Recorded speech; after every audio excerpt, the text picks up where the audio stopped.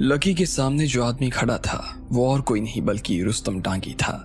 उसने जैसे ही लकी को देखा तो वो भावुक हो गया और उसे गले से लगा लिया।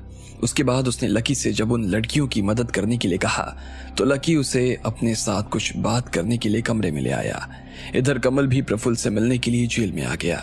उन दोनों को शक था कि इस काम में लकी का हाथ था और ऐसे में प्रफुल्ल यहाँ से जल्द बाहर आ जाना चाहता था। उधर अभिलाषा भी हैरान सी शिवराज के कमरे के बाहर खड़ी थी। जब उसे यह एहसास हुआ कि आज शिवराज इस कागज पर साइन नहीं करने वाले थे तो वो वहां से निकलकर सीधा अपने कमरे में आ गई। उसे समझ में नहीं आ रहा था कि उनके परिवार को ये किसकी नजर लग गई थी। उसने कभी निर्मोही बाबा का नाम नहीं सुना था और वो शिवराज की जिंदगी में कहां से आए थे उसे ये भी समझ में नहीं आ रहा था।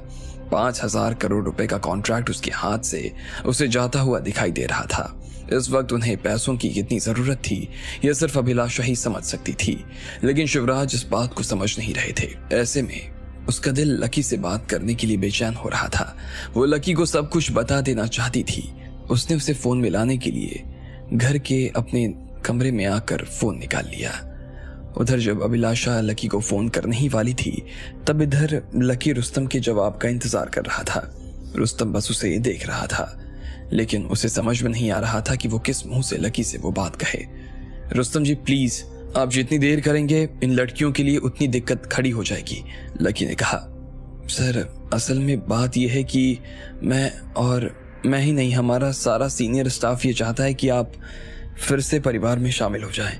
आप जब से घर से बाहर निकले हैं और जब से शिवराज जी ने प्रफुल्ल को हमारे सिर पर लाकर बैठाया है तब से कुछ भी ठीक नहीं हो रहा।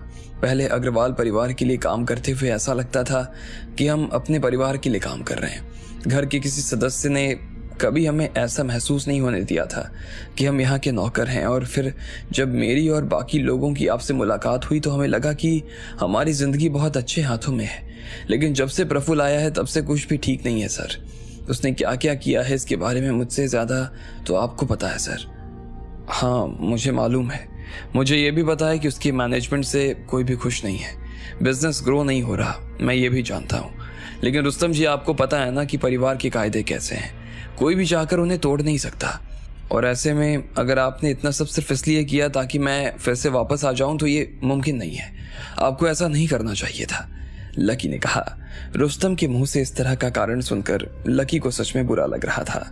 भले ही मैनेजमेंट प्रफुल्ल के हाथों में था, लेकिन फिर भी रुस्तम को उसके साथ ऐसा नहीं करना चाहिए था। अगर उसे उससे इतनी ही शिकायत थी तो वो शिवराज से बात कर सकता था या वो सभी लोग मिलकर शिवराज को चिट्ठी लिख सकते थे। लेकिन इस तरह की हरकत की वजह से लकी की नजर में रुस्तम की इमेज कमजोर हो गई थी। लकी सर मैं खुद भी नहीं चाहता था कि मैं ऐसा कुछ करूं। अगर मेरी शिकायत सिर्फ इतनी सी होती तो मैं कभी आपके पास आता ही नहीं और ना ही इन लड़कियों को ढूंढकर इनके साथ में इतना बड़ा रिस्क लेता।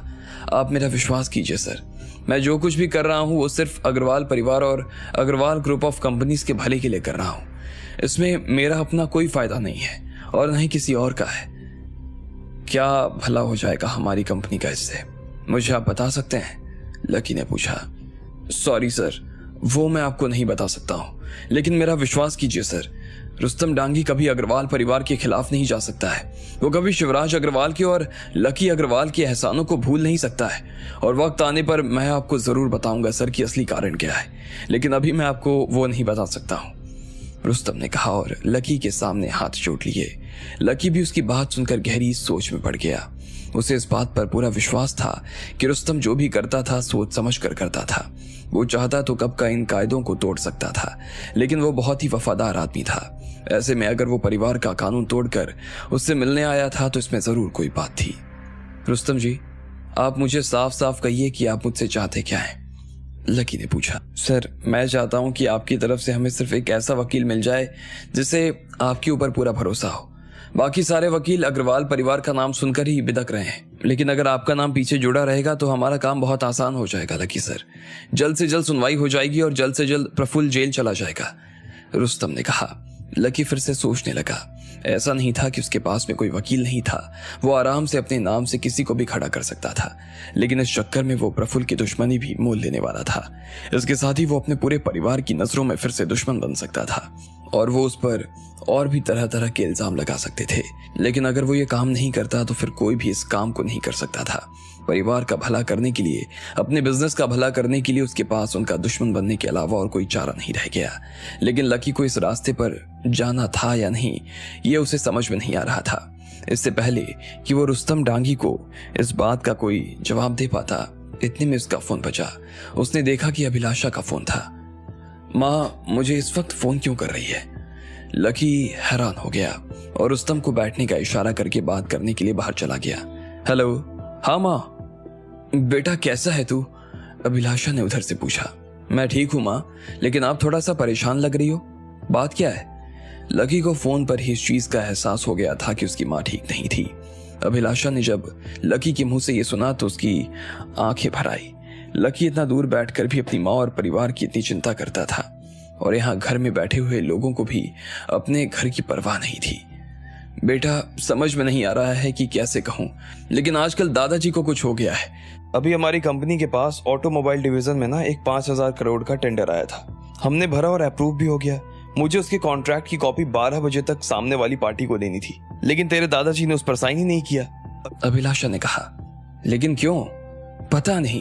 पहले तो वो ऑफिस नहीं आए, फिर मैं जब उनके बंगले में गई तो देखा कि वो अपने कमरे का दरवाजा बंद कर बैठे हुए हैं। अंदर से बस अगरबत्तियों की खुशबू और लकड़ी का धुआं आ रहा था। ये सुनकर लकी और ज्यादा हैरान हो गया। ऐसा दादाजी अंदर क्या कर रहे थे? काशीनाथ जी ने कहा कि वो किसी हवन में लगे हुए हैं। किसी निर्मोही बाबा ने उन्हें यह हवन करने के लिए कहा था। काशीनाथ जी कह रहे थे कि अभी इस हवन में उन्हें 2 घंटे और लगने वाले हैं। मुझे समझ में नहीं आ रहा कि करूं तो करूं क्या। अभिलाषा की हताशा लकी तक साफ पहुंच रही थी। उसे पता था कि उसकी माँ कितनी मेहनत करती थी, चाहे घर हो या दफ्तर।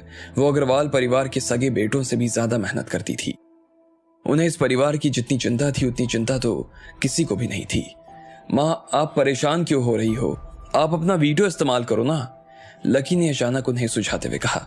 अरे हाँ, ये बात तो मेरे दिमाग ही में नहीं आई, लेकिन लकी, वीडियो इस्तेमाल करने से पहले कम से कम सब लोगों को इन्फॉर्म तो करना ही पड़ता है ना। मैं ये बात तेरे दादाजी को कैसे बताऊं? अभिलाषा ने कहा। आप एक काम करो, पापा, चाचा और बाकी लोगों को एक एक मैसेज छोड़ दो और दादाजी की ईमेल एड्रेस पर एक ईमेल भेज दो। आपको अपनी तरफ से सबको इन्फॉर्म करना था, आपने कर दिया। उसके बाद कोई क्या कहता है, इससे क्या फर्क पड़ता है? वैसे भी अभी हमारे लिए, मतलब अग्रवाल फैमिली के लिए, ये कॉन्ट्रैक्ट जरूरी है, लकी ने कहा। अभिलाषा को भी उसकी बात सही लग रही थी। इतने परेशानियों के बीच में वो अपने दिमाग को शांति से इस्तेमाल करना भूल ही गई थी। लकी, थैंक यू बेटा, लेकिन मैं ये नहीं चाहती कि हर बार मैं किसी प्रॉब्लम में फंसूं और तू हर बार बाहर से मुझे कोई रास्ता दिखाए। इस वक्त पूरे परिवार को तेरी जरूरत है बेटा। किसी को कोई रास्ता नजर नहीं आ रहा है। ऐसा लग रहा है जैसे परिवार को कोई नजर लग गई है। तू वापस आ जा बेटा, प्लीज वापस आ जा, अभिलाषा ने कहा। यह सुनते ही लकी का दिल भर आया था। जब वो परिवार से अलग हुआ था तो उसका हाल बहुत खराब था और परिवार के बहुत अच्छे, लेकिन देखते ही देखते वक्त पूरी तरीके से पलट गया। आज जहां लकी को काम की और पैसों की कोई कमी नहीं थी, वहां अग्रवाल परिवार जैसे बड़े हाथी को घास खाकर गुजारा करना पड़ रहा था। आप चिंता मत करो माँ, भगवान सब देख रहा है, जो लिखा होगा वो हो जाएगा, लकी ने कहा और फोन काट दिया। वो अपनी माँ के सामने भावुक होकर उन्हें और कमजोर नहीं करना चाहता था। अपने दादाजी को इस हाल में देखकर वो पहले ही बहुत परेशान हो गया था। जब आसपास इतनी गंदगी फैली हुई थी तो लकी के लिए झाड़ू उठाने का टाइम आ गया था। ऐसे में वो अपने कमरे में आया और रुस्तम को बाहर आने का इशारा कर दिया। इसके बाद वो दोनों उन तीनों लड़कियों के सामने पहुंचे और लकी ने कहा, आप लोग रुको, मैं अभी एक वकील को बुलाता हूँ, वो आपका केस लड़ेंगे, लकी ने कहा और अपनी जेब से फोन निकाल लिया। उसके मुंह से ये सुनकर वो तीनों लड़कियां और रुस्तम बहुत खुश हो गए। खुद राधिका भी बहुत खुश हो गई। मैं आप लोगों के लिए कुछ खाने को लेकर आती हूँ, इतने में राधिका ने कहा और रसोई के अंदर चली गई। लकी ने नीलेश मल्होत्रा को फोन मिला दिया। ये वही वकील था जिसका लकी ने इलाज किया था। तब उसने लकी को अपना कार्ड दिया था। लकी ने जब बाद में उसके बारे में पता कराया तो उसे पता चला कि वो पटना का सबसे बड़ा वकील है। ऐसे में वो केस लड़ने की हिम्मत दिखा सकता था। नीलेश ने जैसे ही फोन उठाया और लकी का नाम सुना तो वो अपनी जगह से खड़ा हो गया और उसके घर आने के लिए रवाना हो गया। 20 मिनट भी नहीं हुए थे कि नीलेश उसके घर के सामने खड़ा हो गया।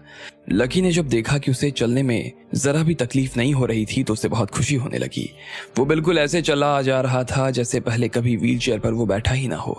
कहिए लकी सर, नीलेश मल्होत्रा आपकी क्या सेवा कर सकता है? उसने सोफे पर बैठते हुए कहा, एक केस है नीलेश जी, जिसके बारे में मैं आपसे बात करना चाहता हूँ। लकी ने कहा, हाँ हाँ कहिए ना, क्या केस है और किसके खिलाफ है? नीलेश ने पूछा। Prafull Agrawal group of companies के मालिक का बेटा, लकी ने कहा। जैसे ही नीलेश ने प्रफुल्ल का नाम सुना तो उसके कान खड़े हो गए। वो लकी और उसके आसपास बैठे हुए सभी लोगों को हैरानी भरी नजरों से देखने लगा और फिर टेबल पर रखा ग्लास उठाकर उसका सारा पानी खत्म कर दिया। क्या हुआ? आप तो नाम सुनकर ही, लकी ने अपनी बात बीच में ही रोक दी। नहीं, आप कहिए ना, क्या केस है?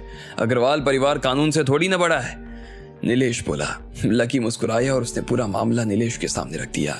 बीच बीच में जहां उसे जरूरत लग रही थी वो उन लड़कियों को भी इशारा करता जा रहा था ताकि वो केस की हर एक बारीकी से बारीकी चीजें नीलेश को बता सकें। नीलेश पूरे केस को बहुत ध्यान से सुन रहा था और उसके हर एक फैक्ट उसे चौंकाए जा रहे थे। बाप रे, अग्रवाल परिवार का लड़का ऐसा भी कर सकता है? मुझे तो यकीन ही नहीं हो रहा, नीलेश ने कहा। तो आप केस लड़ेंगे या नहीं? लकी ने पूछा। अरे क्यों नहीं लड़ेंगे लकी जी, आपके लिए तो मैं आदमी से भी लड़ सकता हूं। फिर ये केस क्या चीज है? इन लड़कियों को इंसाफ मिलकर रहेगा, उसने कहा और उन तीनों की तरफ देखने लगा। अब आगे क्या होने वाला था? क्या नीलेश प्रफुल्ल को कोर्ट तक ला पाएगा या उससे पहले ही वो गायब हो जाएगा? आपको क्या लगता है, क्या होंगे इन सभी सवालों के जवाब? कमेंट बॉक्स में कमेंट करके हमें जरूर बताएं और सभी सवालों के जवाब को जानने के लिए सुनते रहिए इंस्टा मिलेंगे सिर्फ पॉकेट एफएम पर।